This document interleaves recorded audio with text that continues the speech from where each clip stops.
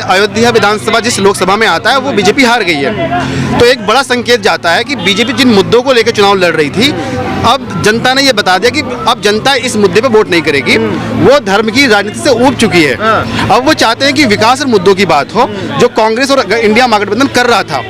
और जिस तरह सीटें बढ़ी हैं इंडिया महागठबंधन की, वोट परसेंटेज भी अगर आप इंडिया और एनडीए कंपेयर करेंगे तो बहुत ज्यादा इंडिया का गठबंधन का वोट परसेंटेज आया है, तो उससे उन्हें एक बूस्ट मिला है, हिम्मत आई है, उसी आत्मविश्वास से वो गुजरात में हराने की बात कह रहे हैं। कह रहे कि जनता ऊब चुकी है धर्म की राजनीति से। उन्होंने सही बोला कि अयोध्या में दिखा दिया जनता ने कि क्या करना चाहती है जनता। सबसे पहले कि अयोध्या में वर्ल्ड क्लास का एयरपोर्ट बना, वर्ल्ड क्लास का रेलवे स्टेशन बना, वर्ल्ड क्लास का कॉरिडोर बना। उसके बाद जनता ने बता दिया कि विकास उनके लिए मैटर नहीं करता है, जातिगत राजनीति उनके लिए सबसे ज्यादा मैटर करती है। जातिगत और धार्मिक एक पक्ष की राजनीति कितना भी विकास कर लो, जैसे रामपुर गांव में इतने आवास मिले लेकिन एक भी वोट नहीं मिला, तो यहाँ देश में सबसे बड़ी बात यूपी और बिहार में जो स्पष्ट करती है कि यहाँ जातिगत राजनीति और धार्मिक राजनीति से आगे राजनीति बढ़ी ही नहीं है। भले आप विकास के नाम पे कुछ भी दे दो, कुछ भी दे दो, आईआईटी की संख्या बढ़ा दो, एम्स की संख्या बढ़ा दो, लेकिन वोट तो देंगे हम जाति के आधार पे। अयोध्या सबसे बड़ा एग्जाम्पल है इसका। अब भाजपा भी ऐसे ही करेगी, विकास के नाम पे एक जातिगत सीट पे एक जातिगत पर्सन को खड़ा कर देगी और वहां से जीत जाएगा। Same form.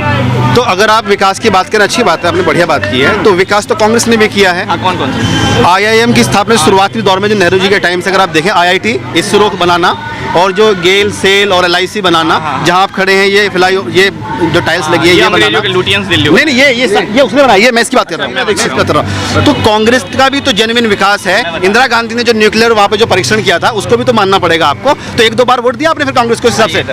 देखिए, सबसे पहले आपने वोट की बात कही। 1970 तक भारत में विपक्ष का नाम भी नहीं था। विपक्ष के पहले नेता रामसेवक सिंह 1969 में चुन के आते हैं। विपक्ष उससे कहते हैं 1/3 वोट मिल जाए। और आपने जो विकास की बात की, आईआईटी एम्स पे जो कांग्रेस छाती पीटती है, मैं आपको बता दूं कि आईआईटी एम्स जो इंस्टीट्यूट थे, यूनिवर्सिटी थी जो पहले बन गई थी। आप सर्च के लिए रुड़की इंजीनियरिंग कॉलेज 1846 में अंग्रेज बनाते हैं, आगे जाके आईआईटी रुड़की हो जाता है। एक मिनट, 1858 में मद्रास, पुणे और बॉम्बे की आईआईटी जो आजकल चल रही है यूनिवर्सिटियां आगे थी, आगे जाके आईआईटी का ब्रांच ऐड हो जाता है। सेम टाइम पे 1919 में बीएचयू बनता है, आगे जाके आईआईटी बीएचयू बन जाता है। 1875 में अलीगढ़ मुस्लिम यूनिवर्सिटी बन जाती है, आगे जाके उसको भी आईआईटी में तब्दील कर। दिल्ली यूनिवर्सिटी कब की बनी है? 1950 से पहले की बनती। कोलकाता यूनिवर्सिटी 1950 से पहले, पटना यूनिवर्सिटी 1950 से पहले। आईआईटी के 5 ऐसे इंस्टीट्यूट बता दे जो कि कांग्रेस ने बिल्डिंग भी बनाई हो और वो भी किया हो। खड़गपुर से लेकर रुड़की से लेकर मद्रास, पुणे, बॉम्बे, हर एक चीज आगे बनी हुई थी। बाद में अब आते हैं एम्स पे। 1999 से पहले भारत में मात्र एक एम्स था। 2003 में आप सर्च कर सकते हैं, अटल बिहारी वाजपेयी ने नागपुर में खड़े होकर,